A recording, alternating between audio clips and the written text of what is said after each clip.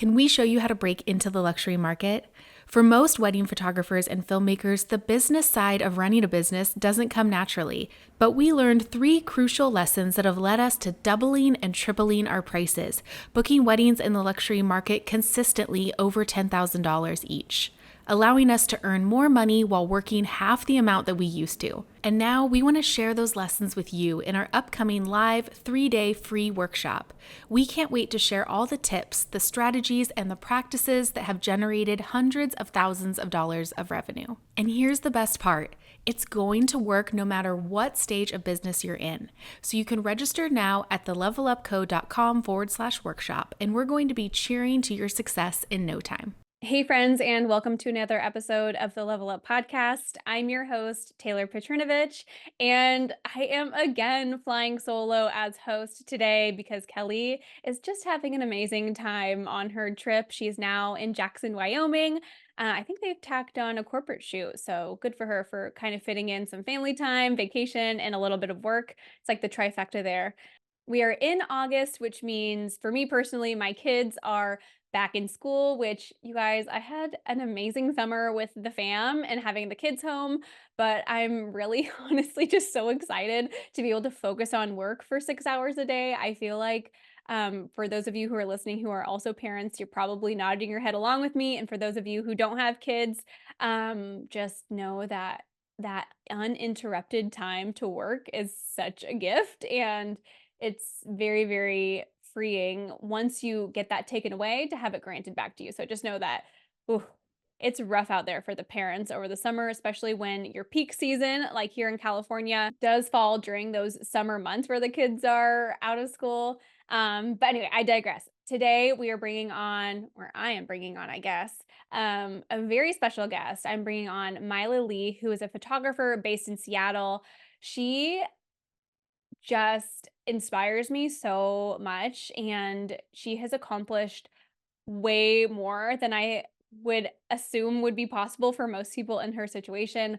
She's only had her business for a little over a year, and guys, for the 2025 season, she's already booking 5-figure weddings. Like, can we just give her a round of applause? Whatever you're doing, whether you're driving, doing dishes, going on a little walk, like stop and like let's applaud Myla because it's just incredible. We had such a great episode where we talked about Instagram, branding, and all things business growth because this girl is seriously going places. We are so, so excited for all that's to come for Myla and everything that she's accomplished so far in her business as well. So without further ado, here is her interview.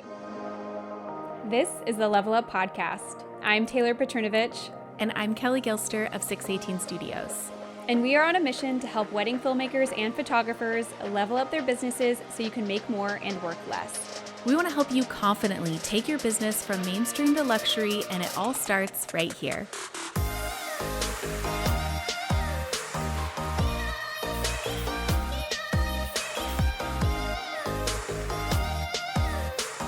Well, Myla, welcome to the podcast.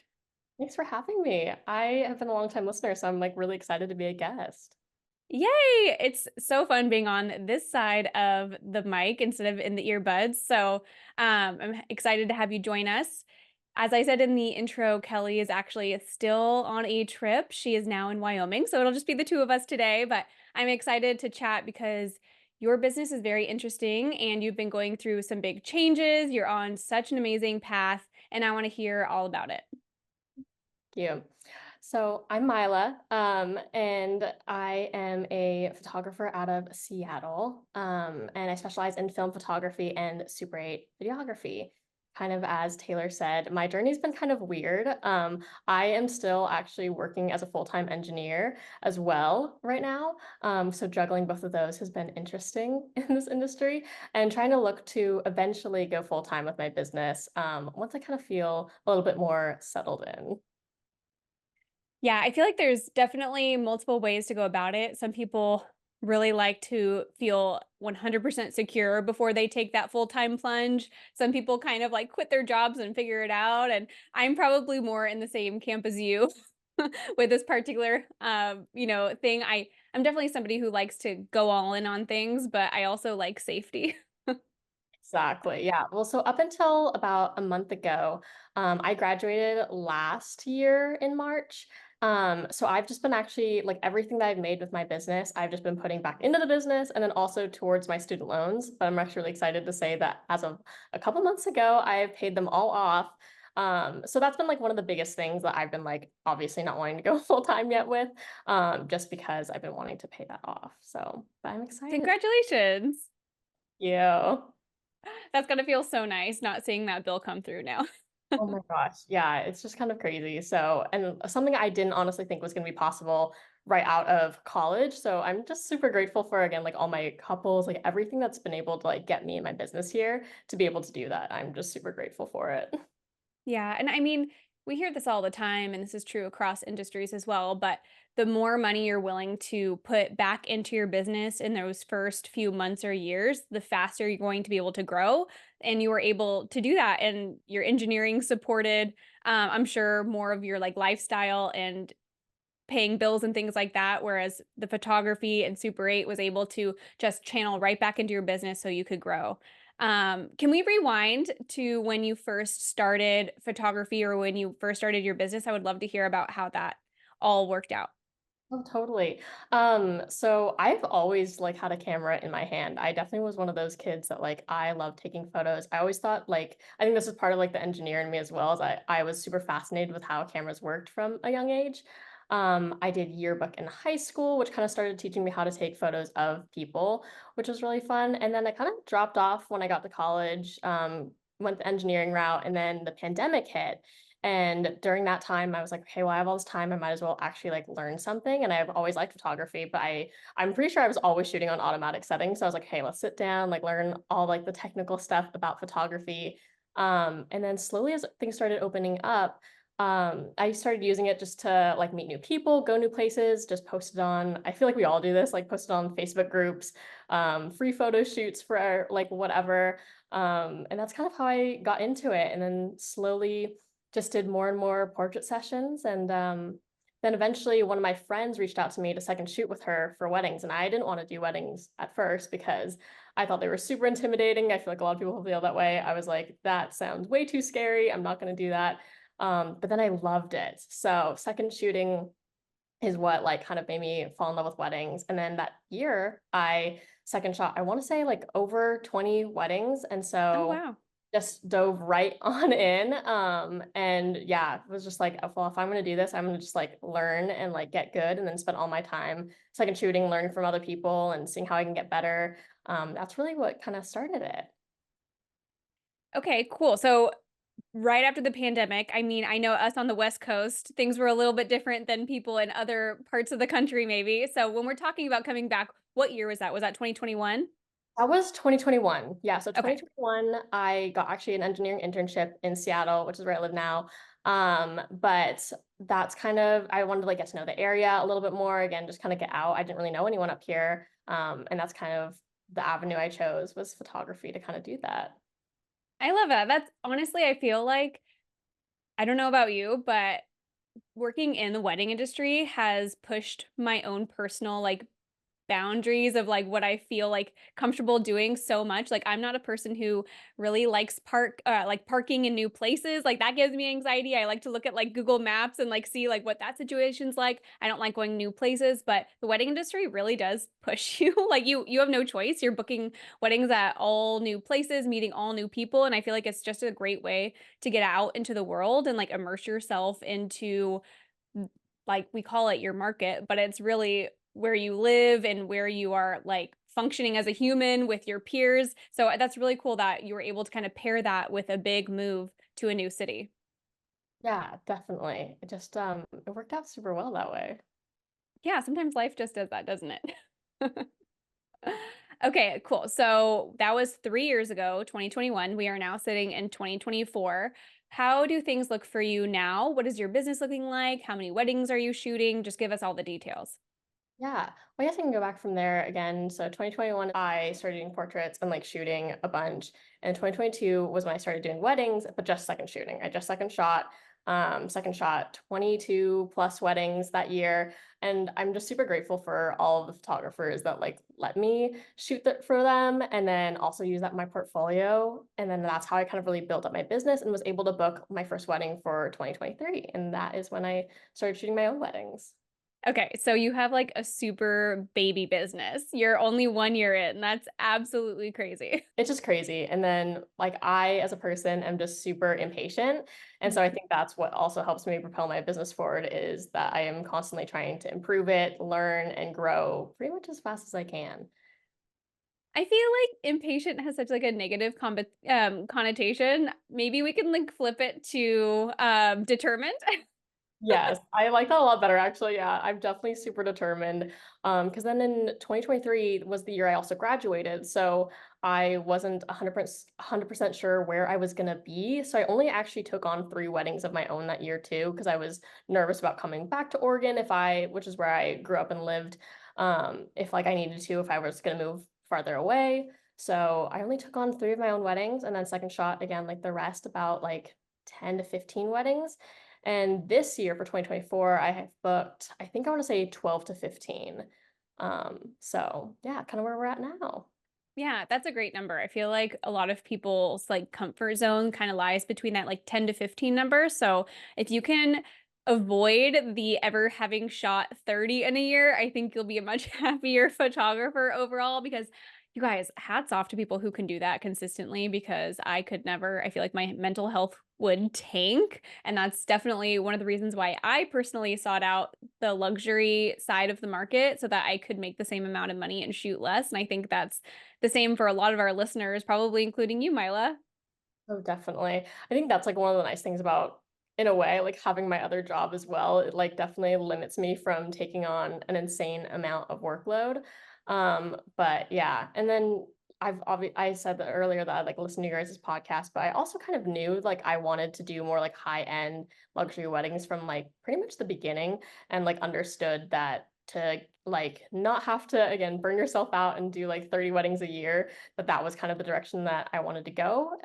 As well as like without even knowing what luxury even meant at the time, just knowing that I wanted things with like high like fashion and like details and design, also planners, because I realized very early on that when you're in the budget market, you kind of also become the planner. You're running the day, especially as a photographer, and did not want to do that because I'm not the most organized actually. So I just want to kind of show up with my camera, take my photos, Super 8, and just chill. Yeah, I think that is something that's really nice about higher budget weddings is the vendors included in a wedding day are high caliber and they're so specific. Like we talk about this in our mastermind and our podcast, like kind of everywhere where you kind of get to do a little bit less work as you scale because you're not lighting the event. You're not coordinating any bridesmaids or running the timeline. Like the team involved in the wedding day, everyone has their own specific task. So you really just get to focus on your art and like what's at hand. I mean, of course, sometimes you need to lend a helping hand. It's a live event, things can go crazy, but it's not what's necessarily like expected right out of the gate for you, which is so freeing, especially if you're more of like the type B artist where feeling overwhelmed or a lot of pressure can kind of start to bog you down and let you feel less creative. But if you're able to like get into that state of flow, the product is so much better and the service you provide is so much better. I don't know. I can go on and on. I feel like the reasons why you should seek out the luxury market like are endless, and that's just a piece of the puzzle.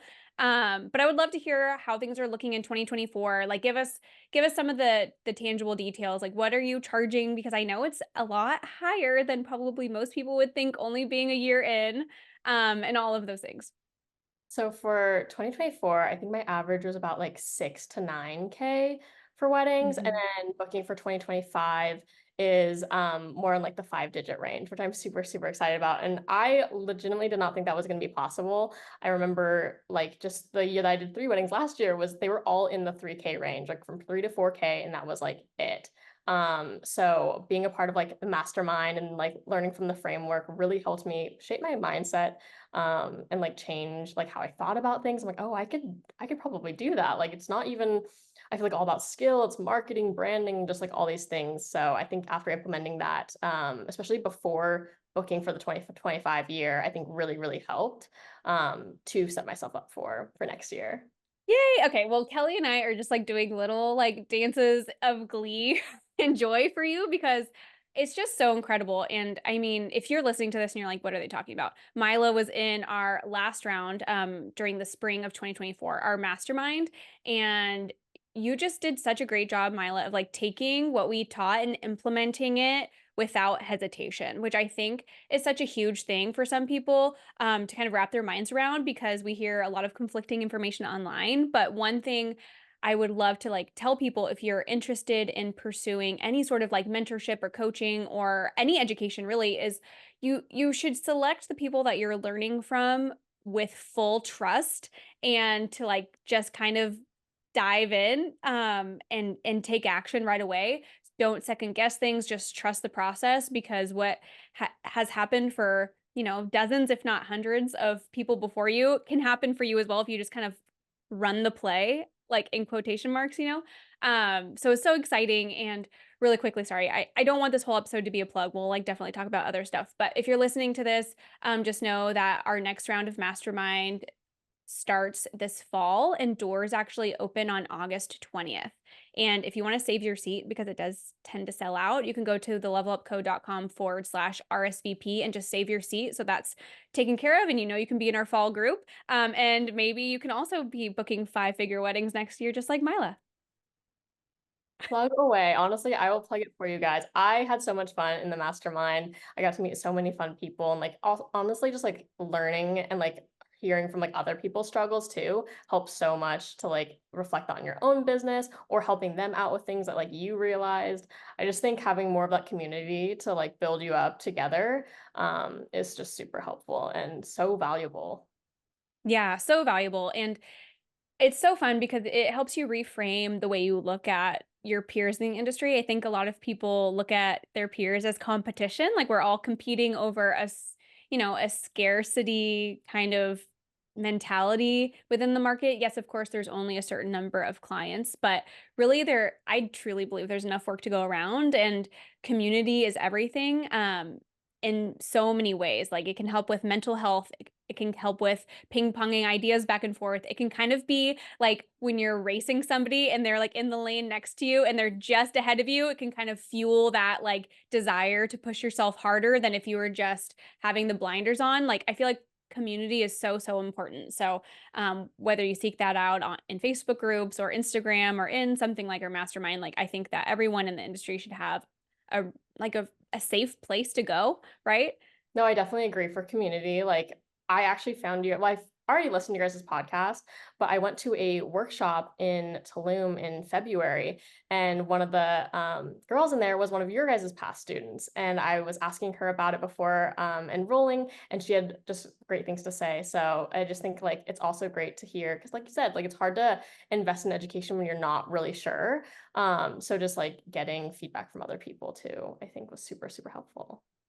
Yeah, definitely. Asking people's experiences. Like, have you ever tried a new restaurant and like you will not go unless the Yelp reviews are like positive? Like, I think it's really smart. Like crowdsource, you know, feedback on things. Don't go in blindly. I think that's a great way to do it.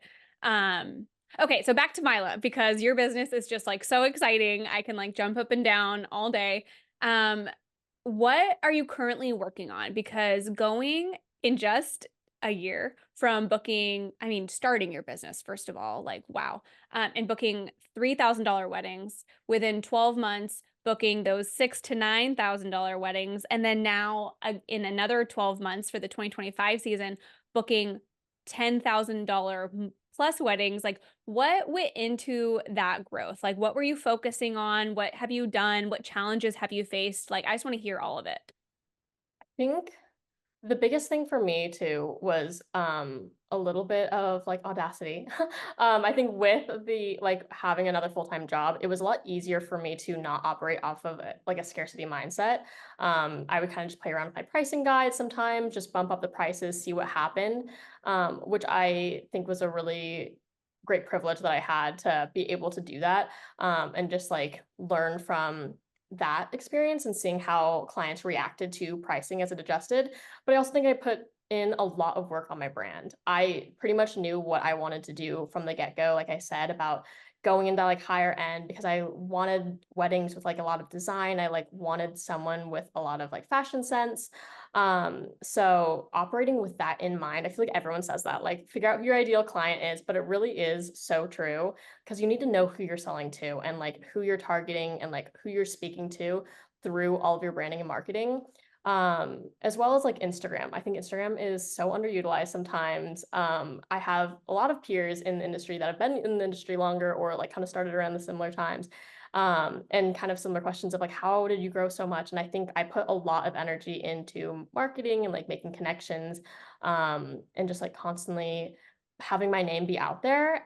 Wait, hold on. Can I interrupt you? Because I want to just talk about this Instagram thing for a minute. Like, let's take a little tangent. What's maybe your philosophy or your practices, like your SOPs, your standard operating procedures, when it comes to Instagram? Because I'm intrigued by this. I think we've kind of talked about this for like luxury market and like your course, how it's okay to like not post like everything that you're doing. But I think to Mhm. build your business up, and I think that's one of the biggest things that people get wrong when they're investing in education is not understanding what market they're already in and like what they need to be doing in the one that they're in and then how to get to the next level. But I think for like mainstream market, I think investing a lot of time in your Instagram and like putting a lot of volume out and getting your name out as much as you can, I think helps at the beginning.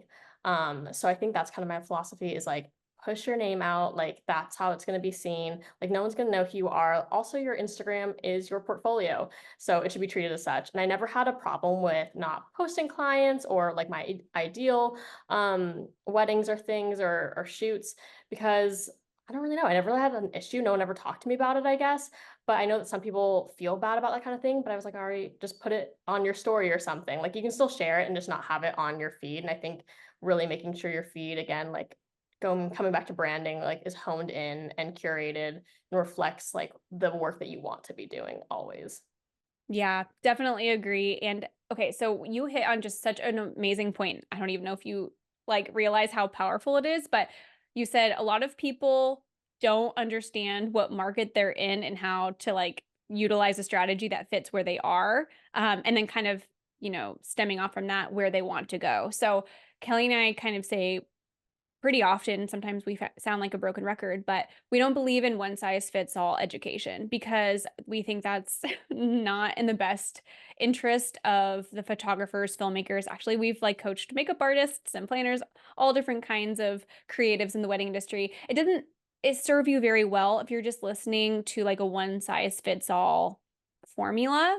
We're all in such unique positions. Like you, Myla, like you have your full-time job. Of course, you were trying to paying off your student loans, but that afforded you to be able to grow a lot faster than somebody who maybe their wedding income pays all of their bills and they don't have a ton left over. You know what I mean? You were able to invest a little bit more than other people, but that's not to say that those people can't be super scrappy and grow despite like where they are in life. But people forget that we are a business and that our customers and our clients, are in a wide array of socioeconomic positions, among a whole myriad of different categories we can put them in.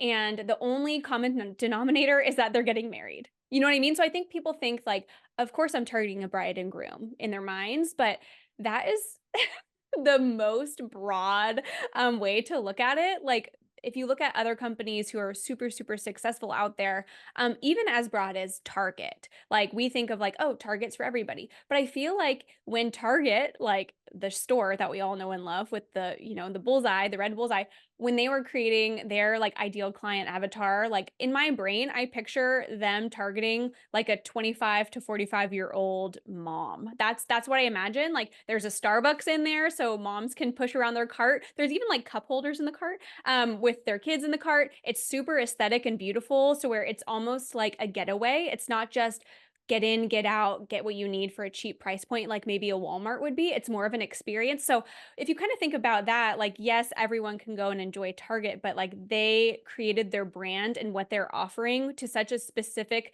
person in mind that I think that that's what a lot of people are missing is they're not really understanding where they are in their business, who they're targeting, and they're just kind of like throwing spaghetti at the wall and seeing what sticks. And the people who see true success and who are able to really raise their brand higher in the market, charge higher price points, are people who know exactly who they are and exactly who they want to chase after, which is exactly what you've done. Wow, that just went full circle.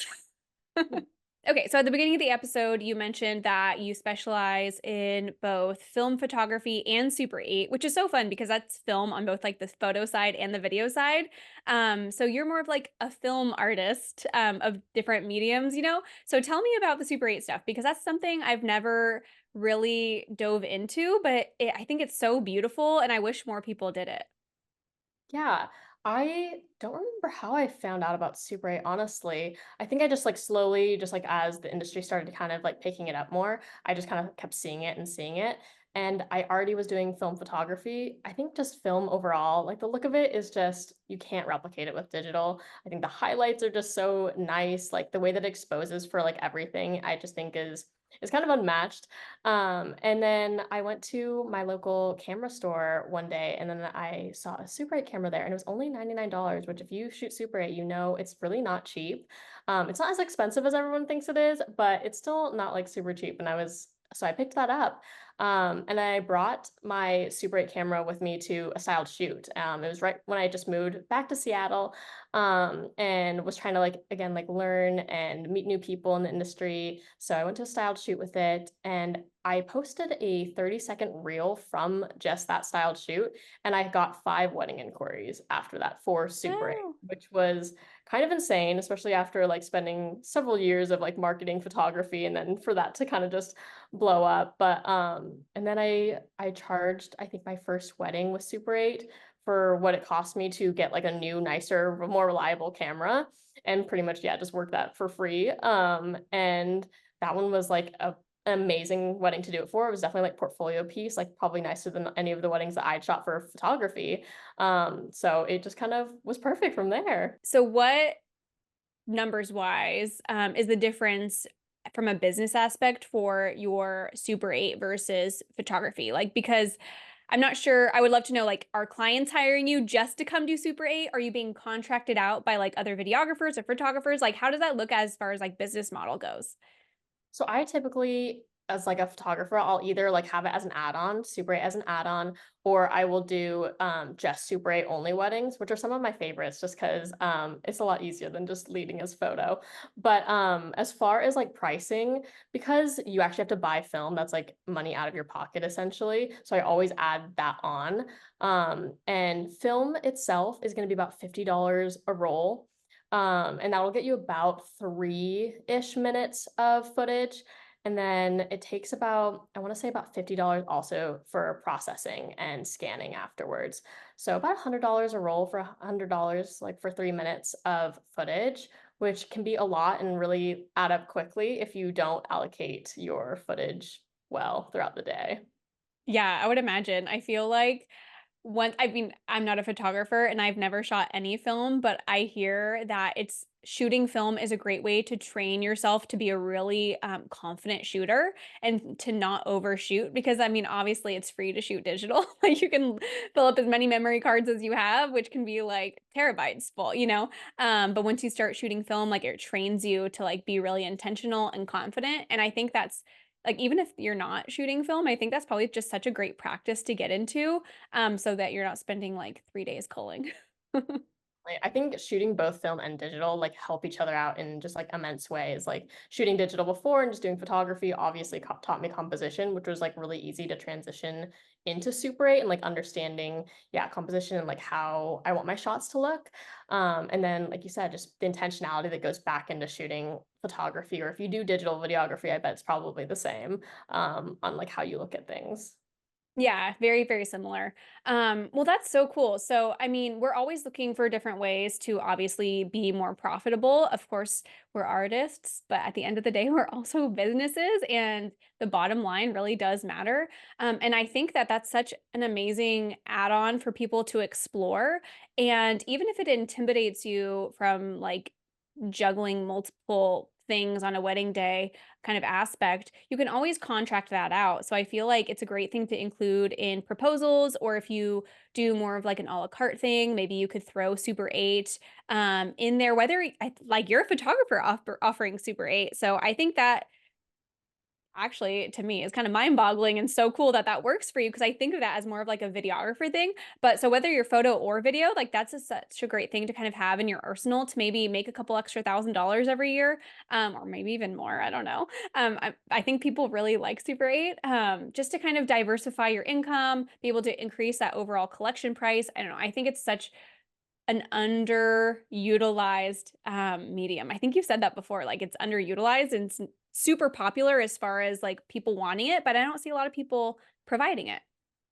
Yeah, no, I definitely agree. I have been like trying to convince everyone to add on Super. If you're a videographer or a photographer, I think it's beneficial to both. I think a lot of things with like social media now too is starts to feel overproduced. And some people love that. And I love like dramatic like wedding videos and stuff. And I think for myself, and this is what I kind of knew again, like about myself and like my own brand is, and like that's another reason why I shoot film photography, but loving to capture more of like the authentic moments that like feel not as produced. I also think I'm pretty introverted. So on my wedding day, in the future, I think I wouldn't really want like so many people, like a huge media team. So when it's just me and my second shooter shooting both like photo like and film, it just makes it a little bit easier. And then also just having a consistent team that's cohesive throughout the day helps a lot for me and my workflow. But I think adding it on as a videographer, again, just capturing different moments, it can just set you apart as well. I hear a lot of people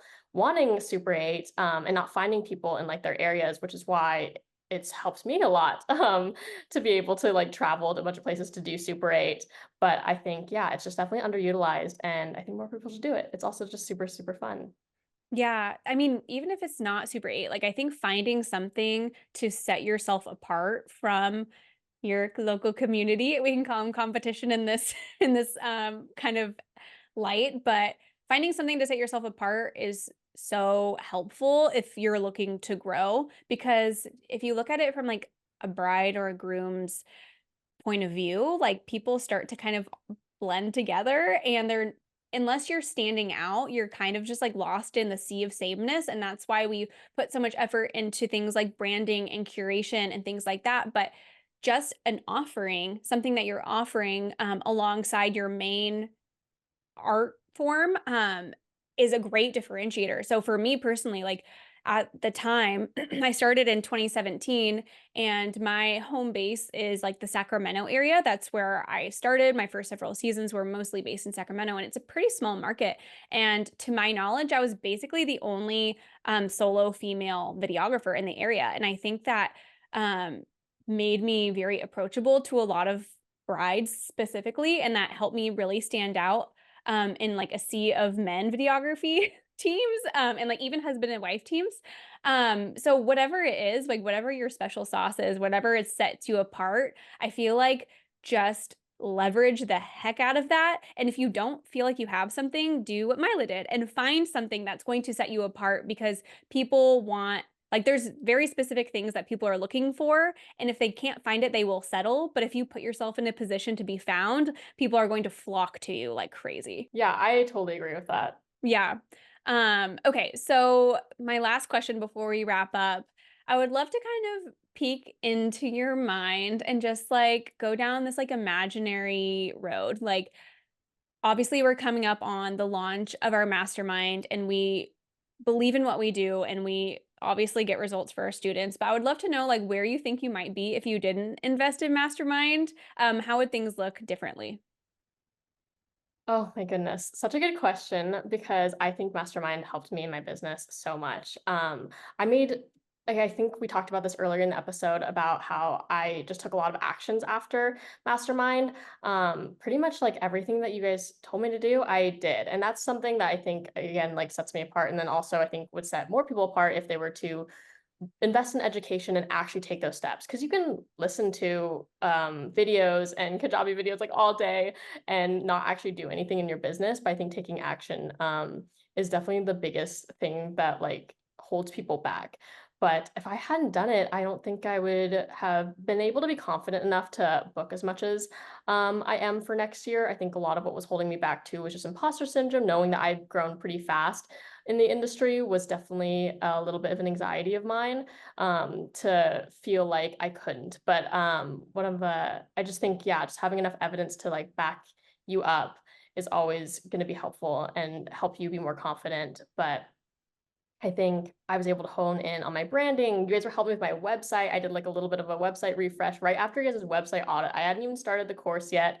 They were doing free website audits, and Taylor was telling me to change all these things, and I did it. And I was like, you are right. I will follow you ladies anywhere and listen to whatever you guys say. Because you guys, it just like, you don't know what you don't know. And there was just so many things, small, minute things, I think no one tells you about the luxury like wedding industry, and you don't like invest in education if you don't come from that, if you don't really know what to look out for. One of the biggest things too was my pricing guide. I think my pricing guide it was made on Canva. I was literally sending people Canva links, you guys. It was so embarrassing. Like when I look back, I was like super confident in it. I thought it looked so good. And now I have like a custom pricing guide like through Show It on my website. It's super, super nice, looks like easy to follow, things like that, and just like presenting yourself as like higher end.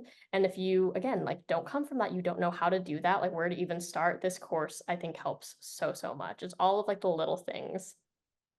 Yeah, it's kind of like the saying like death by a thousand cuts, but it's like growth by a thousand cuts. Like it's a thousand tiny little things that really add up to something huge. And if you're missing, some of these essential pieces, and again, there's lots and lots of little pieces, you're just gonna miss the mark in your business. And it's so hard, like because we're so emotionally tied to our own businesses. They're our babies, right? Like we love them, we look at them through rose-colored glasses, and it can be so hard to see shortcomings or mistakes or things like that. And I do think that no matter where you are in your business, if you are growth minded, seeking out some sort of education, whether it's Kelly and myself or not, whether it's maybe it's somebody else that you resonate with a little bit more, I think finding someone who can kind of give you that third party objective, insight on what you can change or improve is going to make all the difference. And if you think about like the effect of like the compound effect, like if you make $10,000 more this year because of it,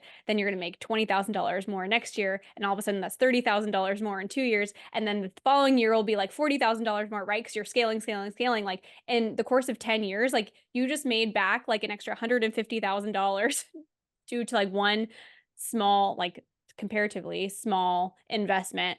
It's kind of like investing in, you guys, I'm such like a financial nerd, like your Roth IRA or like whatever, like retirement investment accounts, like it really adds up over time. And I think that's true for businesses as well. So, I don't know. Sorry. Obviously, I love what we do and I could talk about it all day long. It's almost like we have a podcast about it.